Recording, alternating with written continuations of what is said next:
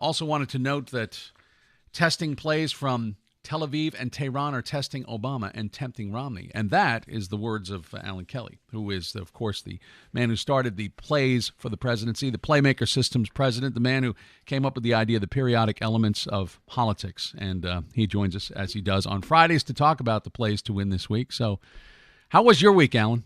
Oh, my week is going well. Good morning, Tim. You're saying that you think Mitt Romney actually you think was a winner this week. I do, and it's not so much because he did anything, but he judiciously sat back and let this drama unfold. And we've talked about a play that we have to have a name for when you do nothing. We call it the pause, and I think he did that right. Possibly he's learned his lessons from the chaos in Libya. And perhaps with his misspeaks in Britain about the Olympics, maybe he's learning to let things go sometimes. And the president didn't have a terrible week, but all of this is what's happening in the Middle East. Is certainly not on plan, certainly not on strategy. So I think it probably is a week that you mark up just marginally for Romney. Who is it used to use? You're a marketing guy. The plays to win. The pause that refreshes. Remember that ad slogan? Who was that? Was that 7-Up or something like that? I thought it was. Yeah. Anyway, it's a refreshing thing for Mitt Romney, though. Yes, and it certainly is an opportunity. Now, we heard just a few minutes ago, he's thinking that at this young stage, anything could happen. Well, that's, of course, optimistic thinking, but certainly a lot can happen in the Middle East in 40 days, and it could amount to the October surprise. And so I thought the reason I wrote and blogged this week about the plays for the presidency in the context of the Middle East is because I think we may want to set the stage for what could happen and what could be, the calculuses of each of the campaigns. What's happening now could be very relevant coming down here. By the way, Jared informs me. Jared Rizzi informs me it is Coca-Cola. So he looked it up. It's Coca-Cola is the pause that refreshes. And for those who aren't familiar and those who are just joining us, although we do get questions and new listeners every week on this, but Alan Kelly came up with this periodic table, and the idea is that there are a lot of plays for the presidency, the plays for any kind of strategy, but in this case we're talking specifically on politics, and the pause is one of them. There are others that are being employed. For example, the president, I guess, has been using some challenges lately to Mitt Romney, and these go back and forth all the time. What specifically is he trying to do right now? Well, see, the president cannot run the play that Mitt Romney can. He cannot pause. He can't pass. He can't exit the playing field. He has to. Well, wait a minute. Just really quickly, maybe is the idea that we're collecting more information and therefore we're trying to do that's not a pause. That's something else. Well, when he says that about the investigation into the Benghazi assault, is that a different play, not a pause? Oh no, that is a different play. And we talked about it last week, and that's a play we called a deflect. Aha. Deflect or deflect. I don't know. Umbrella. But it certainly is to buy time. And I think that is a play that is being run quite a lot by Ahmadinejad. But let's talk about that in a second. Let's go back to Obama. The challenge, right. The play of choice I think he's going to run is a very safe play. It's very high engagement in its nature. And if you can imagine, if you will, don't close your eyes if you're driving down the road here, but we have 24 plays in this system. And a play is really the correct word for it is influence strategy. But there are 24 of them, and from left to right, and I don't mean this politically, they go from very low engagement to very high engagement. Well, the president in this case has to do something relatively to the right, somewhat engaging, somewhat extroverted, if you will. And so he uses a play we call a challenge, which is to exhort people, to exhort the masses to talk about it. And it's sort of a strategy-safe play when things are sort of strategy-rich, if you will, or strategy-thick. And so it allows him to go up and say, we are better than this. We can do great things. We are the United States. Let's all come together. That's been, essentially his rhetoric as he's strode to the lectern at the United Nations. Does a challenge demand a response? And if there is a response from Mitt Romney, what's his choice response? What's the best response to a challenge? It's a great question. Is that depends on whether or not you like the challenge, you want to support it, what we sometimes call collaborate, or you want to stop it. In other words, to counter the point. Challengers are kind of weird because they're hard to get their arms around. They feel like they're really important, but they don't really actually have that much consequence. And so it's sort of like punching bread, if you will. So it is hard to come back and make an example. It's hard to counter a challenge. And that is one of the reasons that the president is running that particular play. It allows him to do something without really doing something, without really having to say or take any real action, like, say, draw a red line, which he's being encouraged to do. And it's very difficult for Romney to make something of. So I think that the president chose a very smart stratagem, at least for this week, kind of as a placeholder, if you will, a little bit more than a deflect. Some people think that there are some analysts and pundits who think that by virtue of this moving to an international stage, it actually hurts Mitt Romney because he wants to be talking about the economy, and to be playing on that international field hurts his case. What say you?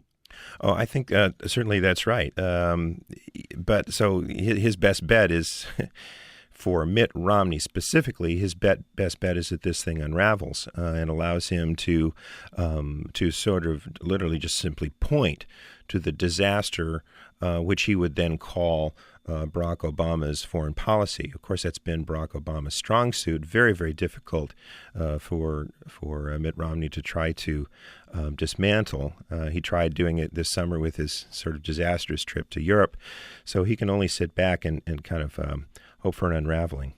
Well, maybe he can recast it, Alan, because remember the old Joint Chiefs of Staff, Admiral Mike Mullen, had said that our biggest security threat internationally is our huge debt and deficit. Maybe he can. That's maybe not a recast. That's a recall. No, this is great. For the listeners, you should realize that the Tim is learning the system. As a recast is a play among three or four that's sort of mid-spectrum, if you will. It's a play that you run to frame something, to sort of, I've used bread, but sort of to knead the bread, to make form of something. Not an NEED. But what I'm seeing out of Romney, he certainly could run recasts. He might run a play called a bait. He might do something more provocative. But largely, he seems to be staying way left. And again, I don't mean that politically, but very, very low engagement and just pausing. And either he's trying to figure this out, or he thinks that the discussion is ripening in his favor. But I don't see him running recasts, at least not yet. You know, one of the things you were talking about, Alan, in the piece you wrote this week, which you wrote online before the actual address by Mahmoud Ahmadinejad, is you called him the bafflingly elliptical chief executive addressing the UN General Assembly, and all but confirming his many inferences that Israel must go. And you talk about some plays and so on. And I just wonder, is this guy, maybe it's just me, do you think he's really running plays? Is he just, I suppose in his own, I don't want to use the word inept, because obviously somebody gets to that level of politics in any country has to have some familiarity with the system, has to understand which buttons to push and so on and so forth. But I just wonder if he's at that level of complexity that maybe you're attributing to him. Well, perhaps you're being nice. I think the question is, does someone who is possibly delusional, are they deliberately using influence strategy? And I don't know how to answer the question if he is delusional. I'd rather take the position that he's rational. And if he is rational, I'm fascinated by this guy, Ahmadinejad, which is as hard to say as bafflingly elliptical, much less right. But he is using an interesting set of plays, again, where he is being very, very suggestive. He's running these testing plays that we call trial balloons and pings. He's sort of hinting around the edges of what is or what might be or what could happen.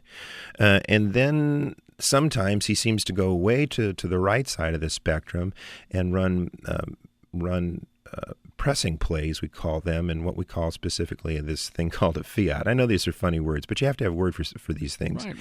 And it's almost as though you're expecting Nikita Khrushchev to stride to the podium and to bang a shoe and say, "We will bury you." He is almost but doing that. But as I look at it, he is left and right, very, very sort of binary. He's either hinting or he's being inflammatory, hinting inflammatory. He's very on and off and black and white, and that is what makes him so baffling as a playmaker, if you will, to try to understand or try to counter. My own view is that is sort of at an overarching level, what Ahmadinejad is really trying to do is buy time, and he's sort of the deflector in chief. He's trying to keep people off balance, and so in that respect, for what he is trying to do, for what his agenda is, his choices of trial balloons and fiats is as shrewd as Mitt Romney's pause and as shrewd as Barack Obama's challenge. Everybody, I think, in this case, on this week, is running the plays that they should be running. They're very much they're playing all pretty good games. One last question before we go, and we only got about a minute left, but I wanted to ask you the plays right now. The debate's coming up next Wednesday. Both are playing the expectation game. In other words, the Obama campaign is saying, well, he's rusty, he's out of practice. Mitt Romney's saying, oh, he's some much better debater than Mitt Romney. He's got, his chance of being president, et cetera. So what is that play, lowering expectations? Yeah, they're sandbagging. Is that what the play is, really? Well, it's like the coach going into Sunday's game saying, well, the New Orleans Saints are really a fantastic team, and we really do respect Drew Brees and blah, blah, blah, blah, blah. It probably is a play I would call a red herring. Okay. They're diverting. They are trying to take attention sort of away from the obvious points, so you don't get clipboard material or a bulletin board material. So it feels like a diverting play. I'd have to study that a little bit. And you can do this, of course, if you go to the table. If you go to the website, That's of course. Right. Yeah. Playmakersystems.com. But I think we'll have a lot to go over next Friday, as we always do. But it's great having you in, as always. Alan Kelly, and again, the website, playmakersystems.com. Alan also tweets at PlaymakerAlan. Alan, so much appreciate your coming in every week to talk about this stuff as we get closer to the election. Thanks so much. See you next week.